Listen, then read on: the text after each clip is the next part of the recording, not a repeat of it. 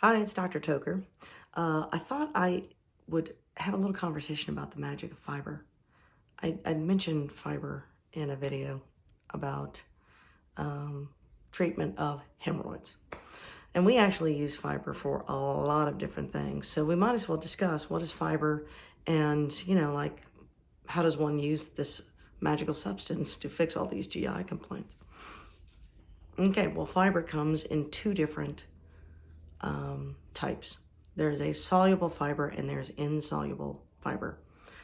An example of insoluble fiber would be vegetable fiber, like lettuce and whatnot. I mean, there is some fiber in vegetables, but your body cannot really process or digest them. So it's called insoluble fiber. You can mix it in water all you want to, unless you blend it into the liquid. It stays in its form. It's like putting celery in your gumbo. Obviously, it stays looking like celery. Why? Because it is insoluble. Okay, so insoluble fiber. And insoluble fiber is important. We'll talk about that in a minute. And the second type is soluble fiber. Soluble fiber is fiber that when you mix it in water, dissolves. It's like chemistry here. There's insoluble and then there's soluble. All right, so soluble fiber is present oftentimes in fruit. I mean, just for ease, it's other places, but I'm just saying the most common soluble fiber is going to be fruit. And of course, you can get soluble fibers that are not associated with food at all in a supplement format. There's certain roots that make fiber that are really good for you. So as soluble fiber is concerned. Okay, so there's insoluble fiber and there's soluble fiber. Now, what do we use insoluble fiber for? Well, that is actually important for colon maintenance and intestinal maintenance, to be honest with you. So insoluble fiber bulks the stool. And so probably the best example of why is it important to have bulky stool comes from, that book, Everything I Learned About Life I Learned in Kindergarten. This is one of those things that you're going to learn. So simple. Okay, so the muscles of the intestinal tract are circular muscles, and they squeeze like your hand squeezes. Okay. So the smaller something is, the harder it is to hold on with your hand if it's tiny. For example, sand, right? So sand, when you put it in your hand and you squeeze, all that sand runs out of your hands because it's tiny. It's hard to control. It's dry and it's small. And that is hard to control. It's hard to hold on to. Little children, you ever seen that little kid, when they have a pencil in their hand, it's hard for them to hold a little pencil. So they make big chunky crayons for little kids. And then also the Rheumatoid Arthritis Foundation makes big kitchen instruments for people with arthritis because they know it's easier to hold on to bulky things than it is to hold on to a little thing. So that's what insoluble fiber does. It turns your regular pencil into sort of like a kindergarten chunky pencil, so it makes it easier for you to hold on to. It requires less work of the GI tract. Now, soluble fiber will absorb water and traps it. So when you consume soluble fiber, it binds water. And now that water can't really be reabsorbed by your intestinal tract. The water stays in your GI tract, and therefore it has a stool softening ability. Why do you want the stool softening? Well, let's go back to the sand concept, okay?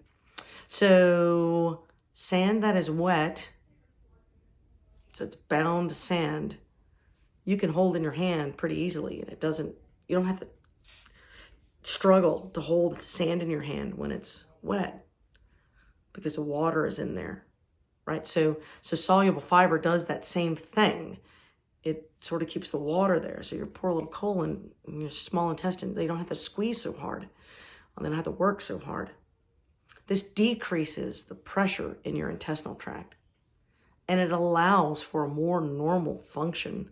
So there is a reflex It's called the gastrocolic reflex. So when you eat something, it stimulates your intestines to squeeze, and more importantly, your colon to squeeze. If your colon is already kind of squeezed down, trying to hold on to this non-fibrous, dry poop, it misses this signal from your stomach. It can't squeeze any harder. It becomes dysfunctional. It doesn't work. Things don't go anywhere.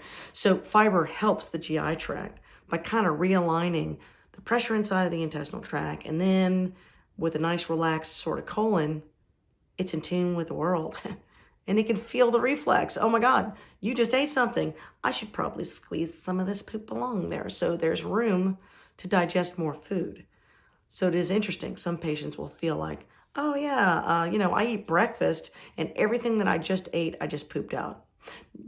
No, that's not, unless you have cholera, that is not how this, or you don't have a colon. So it takes a while to make it through the GI tract. It's not something that happens instantly. But if you eat and feel the urge to use the restroom, that is that reflex talking. And some people have a very powerful reflex after every meal. The most common time to have a response to that reflex is after breakfast. The classic, drink a cup of coffee, grab your newspaper, and I got to talk to a man about a horse or whatever that joke was, whatever. So that is a known reflex in the human anatomy. Okay, so when you take in soluble fiber and insoluble fiber as part of what you are eating, it tends to reset your intestinal tract to be more normal. Now, Miralax is not a fiber. I love that when I ask patients, say, are you taking fiber? Well, I take Miralax. So that is not actually the question that I asked. Okay, so Miralax is not a fiber. And a stool softener is not a fiber either. I mean, I'm talking fiber. Like, do you eat your fruits and vegetables? And if you hate fruits and vegetables, which I do have some patients that will not eat a vegetable to save their lives. And I'm not talking about potatoes. I'm talking about like lettuce or spinach or broccoli or something. So if they don't like anything green and they don't eat fruit, let's say, for example, they have a very low fiber diet. Those patients can struggle because of that. And so fiber supplements are very handy. Now, so what are the fiber supplements? The most common over-the-counter fiber supplements are going to fall into a psyllium category. You can get plain psyllium. The name brand psyllium is Konsyl, Konsyl, which has 6 grams of fiber per serving. Then there's Metamucil, which has psyllium, but it also has some flavoring to it. It's like a gritty tang. No offense, Metamucil people, it just is. Gritty tang people. And there's 3 grams of fiber typically in a serving of Metamucil. And then there's methylcellulose, which is citrusyl. That's a fruit fiber. That's soluble also. You mix it in water. And citrusyl can be out the box a little bit. Sometimes they can flavor it. Different things, usually orange. I don't know why, but that's just how they flavor theirs. There's a little less fiber in citrusyl, but it's less gas bloating, so people tolerate it better. I tell my patients with known diverticular disease to do citrusyl because of the gas bloat issue. Some people don't like that because they're both kind of gritty and you have to stir it and drink it at the same time. It's too interactive for them. For that reason, they will use benefiber. And there's not much fiber in benefiber. It's very expensive per dose. So 1 dose of benefiber is probably a gram of fiber at the most. So if you're a benefiber person, you got to use a lot of it. It is so refined, very soluble. You cannot taste it. See, it's very easy to put in your coffee if you wanted to. So you can put benefiber in anything, and I suggest to patients, you just go ahead and put it in everything. Because you need somewhere between 20 and 30 grams of fiber a day to sort of maintain a healthy GI tract.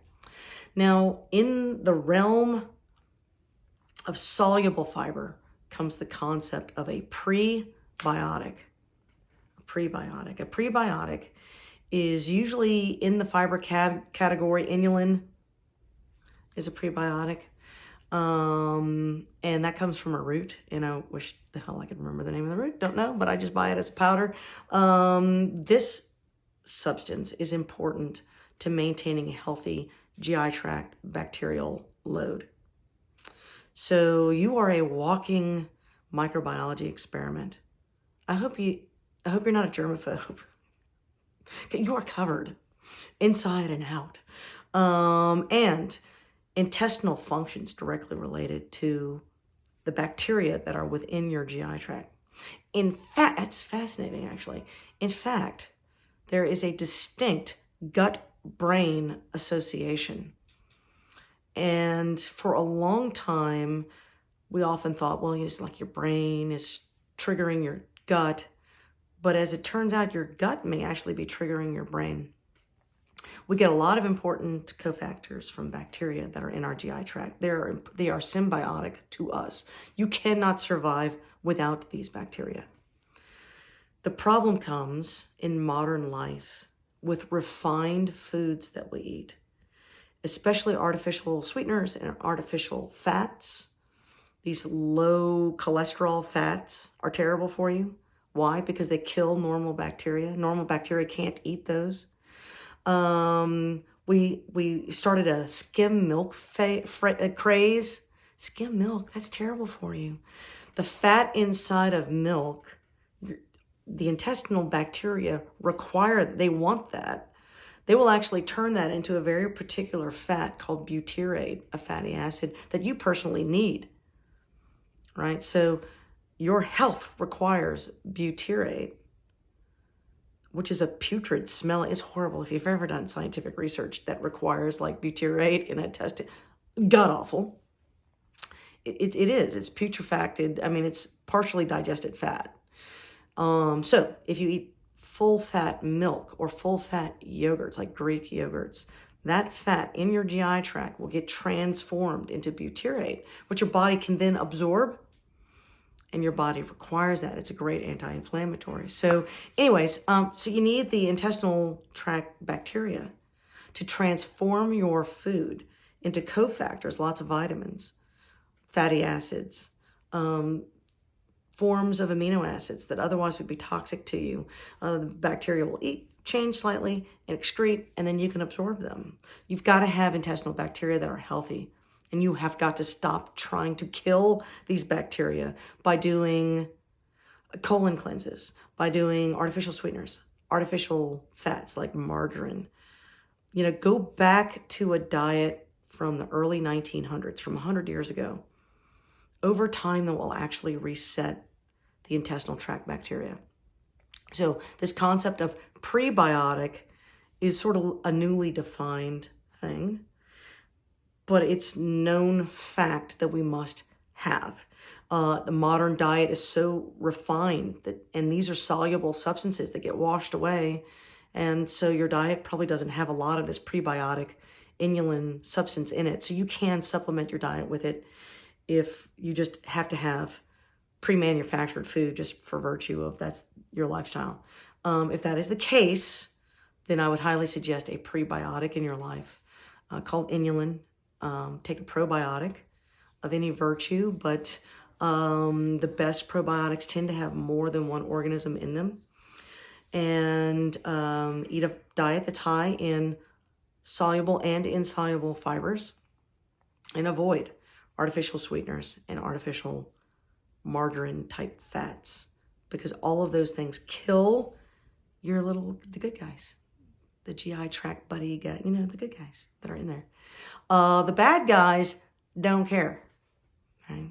The hooligans, the renegades.